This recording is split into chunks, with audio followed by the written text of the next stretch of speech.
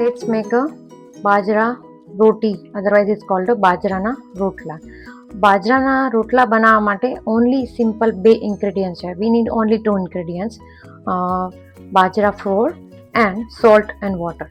Before we making a bajra roti dough, we have to heat our તાવડી. Means આ રેસીપીમાં આપણે તાવડીની જરૂર પડે છે, અને આ હું ગુજરાતીમાં બોલીશ બિકોઝ કે આ રેસીપી મારા સાસુના સાસુ, મારા દાદીજી સાસુએ મને શીખવાડી હતી. એને અમે બા કહેતા. બટ હું જ્યારે બી રોટલા બનાવું છું એને બહુ જ યાદ કરું છું, અને મારી સ્ટોરી બી બાજરાના રોટલા સાથે છે અને બહુ જ અમેઝિંગ છે. હું બનાવતા બનાવતા તમને કહીશ બી ખરા, અને જેમ બાએ મને શીખવાડી એમ તમે બી તમારા સન ડોટરને બી આવી એક રેસીપી શીખવાડો કે એ તમને યાદ રાખે. અને હું અત્યારે બી રોટલા બનાવું, હું મારા બાને બહુ જ યાદ કરું છું. એને જે રીતે મને શીખવાડ્યું એ જ રીતે હું આજે રોટલો બનાવીશ ગુજરાતી કાઠિયાવાડી સ્ટાઇલમાં. પેનમાં સોલ્ટ લઈ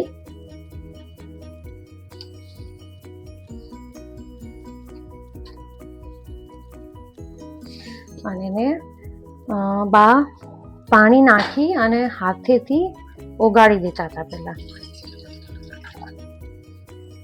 હું પણ એની જેમ જ કરીશ.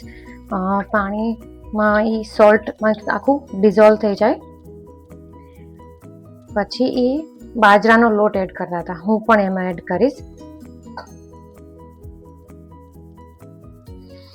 હવે આને એટલે સુધી મિક્સ કરવાનો છે કે એ આપણા બાઉલમાં, મીન્સ આપણી જે ગુજરાતી ભાષામાં કહે ને કે લોટ આપણે કાથરોટમાં બાંધીએ, તે કાથરોટમાં ક્યાંય ચોંટવો ન જોઈએ ને એટલે સુધી મસળવાનો કે રોટલો મીઠો થઈ જાય. બા એમ કે રોટલાને જેટલો તમે મસળો એટલો મીઠો થાય.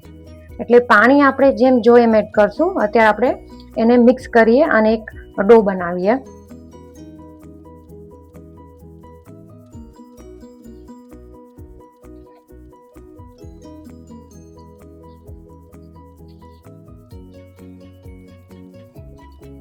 જેમ જેમ તમે મસળતા જાશો એમ એ લોટ છે એ એકદમ ચોટતો બંધ થઈ જશે. મીન્સ આપણી કાથરોટમાં ક્યાંય બી નહીં ચોટે. અને જો તમને એમ લાગે કે એ સોફ્ટ થઈ ગયો છે તો તમે આવી રીતના લોટ એડ કરી શકો છો, એડ કરવો હોય તો. અને તમને એમ લાગે કે હાર્ડ છે તો થોડું પાણી ઉમેરવું, એકદમ થોડું. અને બા કેવું કરે, હાથમાં બીજા હાથમાં પાણી લે, પછી થોડું એવું નિતારી દે ને પછી થોડું છંટકાવ કરીને લોટ બાંધતા, એટલે એકદમ પરફેક્ટ લોટ બંધાઈ જાય. હવે એને હું મસળીશ. મને રોટલા ન આવડતા, મારા ઘરે રોટલા મમ્મી બનાવે, હું ન બનાવતી. બટ મારી મેરેજ પછી હું આવી ત્યાં મારા દાદીજી સાસુ છે રોજ રોટલા જમે, જુવાર અથવા બાજરીનો લોટ એનું ફિક્સ છે. તો મેં કીધું હું તમારા માટે બનાવીશ. પણ હું બનાવતી થોડા જેવું તેવું ટ્રાય કરી. બટ એ તો જમવામાં બનાવવામાં એક્સપર્ટ હતા. અને રોજ મને એમ કે મીના 1-2 દિવસ તો ચાલ્યું કે હું ખાઈ લઈશ, નવા હોય એટલે ઘરમાં કોઈ કે નહીં. પણ પછી બાએ કીધું કે મીના હું બનાવી લઈશ. મને મીના કહેતા હું બનાવી લઈશ. મેં કીધું કેમ, તમને નથી ભાવતો? તો મને શીખવાડો. પછી એક દિવસ એને મને બધી જ વસ્તુ શીખવાડી કે શું વસ્તુનું ધ્યાન રાખવું જોઈએ, કેવી રીતના બનાવવું જોઈએ. હું તો જોતી જ રહી ગઈ. અને એટલા મસ્ત રોટલા એ બનાવે ને કે એ તો હાથમાં જ બનાવે. હું બનાવું છું એ તો થાબડીને તાવડી મીન્સ લોટ મીન્સ બનાવું છું આના ઉપર રોટલીના પાટલા ઉપર બનાવું છું. બટ સ્ટીલ મારા એની માટે બનાવી અને ગ્રીપ આવી ગઈ છે. અને એને કીધું હતું એ પ્રમાણે જો આપણો લોટ છે હું મસળું છું અને એ ક્યાંય ચોટતો નથી. રાઈટ? જો ચોટે છે દેટ મીન્સ કે હજી આપણે એને મસળવાની જરૂર છે.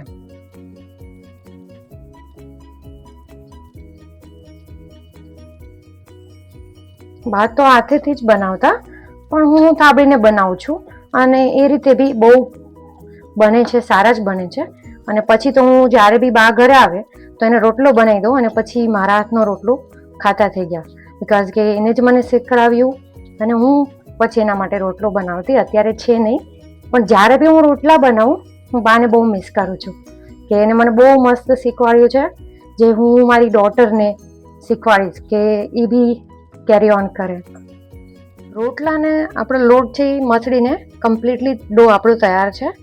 મીનવાઇલ આપણે આપણી જે લોઢી છે મીન્સ તાવડી છે એને બી પ્રોપરલી હીટ કરવાની છે. પ્રોપર હીટ થયેલી તાવડી પર જ આપણે આપણો રોટલો છે નાખવાનો છે, અધરવાઇઝ એ રોટલો ચોટી જશે અને થશે નહીં. આપણો લોટ છે એ પ્રોપર મસળી અને એકદમ સરસ તૈયાર થઈ ગયો છે.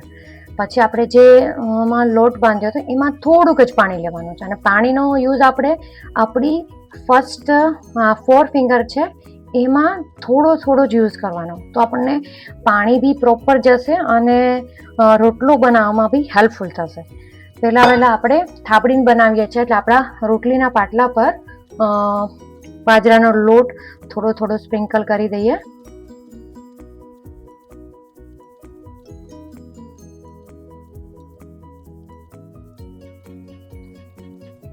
હાથ છે અને મેં કહ્યું તે પ્રમાણે આપણી આંગળીના 4 ટેરવા હોય એમાં જ ડીપ કરી અને આખા હાથમાં આમ ફેરવી અને પછી આપણે જ્યારે રોટલોનું મીન્સ ગોળનું જે લોટ છે એ આપણે લઈએ ને તો આપણા હાથમાં ન ચોટે અને એમાં બી ક્રીઝ ન પડે.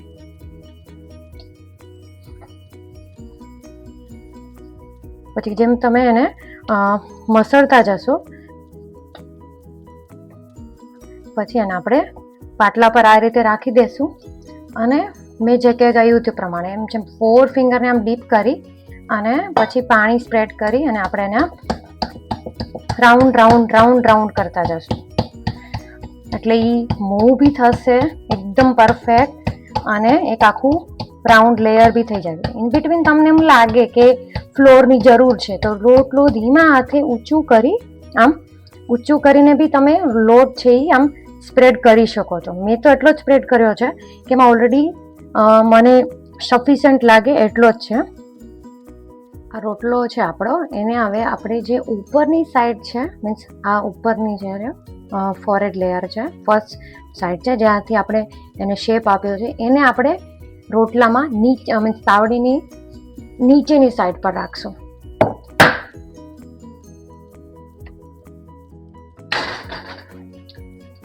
પછી રોટલાને આપણે એક જ સાઈડ લાઇટ થવા દેવાનું. ધીરે આપણે ચેક કરતું જવાનું કે આની બધી સાઈડ એક સાઈડમાંથી બધી સાઈડથી ખુલી ગયો છે. દેટ મીન્સ મને તો સ્પેશિયલી નાઇફ આવે છે એનાથી હું બધી સાઈડથી આમ ધીરે હું ચેક કરું છું કે એ ઉથલી શકે છે કે નહીં. જોઈ શકો છો કે ભાઈ ઉથલી શકે છે એટલે એને આપણે હાથથી બીજી સાઈડ કરવાનું, બરાબર. એક સાઈડ ઓછો થવા દેવાનું લાઈક રોટલીની જેમ, બીજી સાઈડ એને વધારે વાર થવા દેવાનું.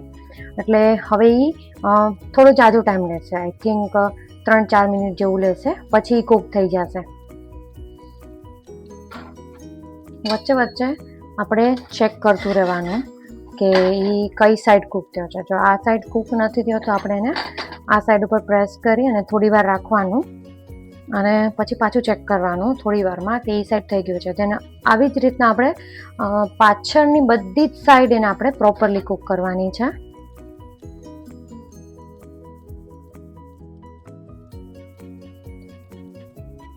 પાછળની સાઈડ જોઈ શકો બધી સાઈડ પ્રોપર કૂક થઈ ગયો છે. હવે એને આપણે ત્રીજી વાર ફેરવશું. પહેલી વાર આપણે નાખ્યો હતો પછી થોડી જ વારમાં આપણે પલટાવી લીધો હતો અને એને બીજી સાઈડ છે આપણે બહુ જ પ્રોપર કૂક થવા દીધો. હવે આપણે એને મીડિયમ ફ્લેમ પર એને પ્રોપરલી કૂક કરશું.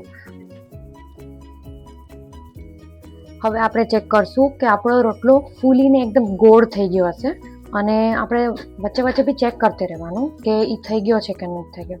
તમે જોઈ શકો છો કે રોટલો આખો ફૂલી ગયો છે, બધું થઈ ગયું છે, પણ થોડુંક મને ડાઉટ છે કે અહીંયા કાચું લાગે છે. તો એને અગેન અહીંયા રાખી અને થોડી આમ પ્રેસ કરી અને પછી તમારે જોતું રહેવાનું. ના, હવે એ ઓકે છે. ગેસને બંધ કરી દીધો છે અને આ રોટલો છે મારો આખો કમ્પ્લીટ ફૂલી ગયો છે.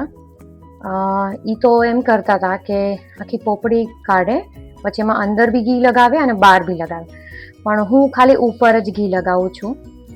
મારો ફૂલેલો રોટલો એકદમ જ તૈયાર છે. જો એની પોપડી બી નીકળે છે ને એ એકદમ ગરમ ગરમ હવા એમાંથી બહાર આવે છે. હવે હું એના ઉપર ઘી લગાવીશ, ગાયનું ઘી.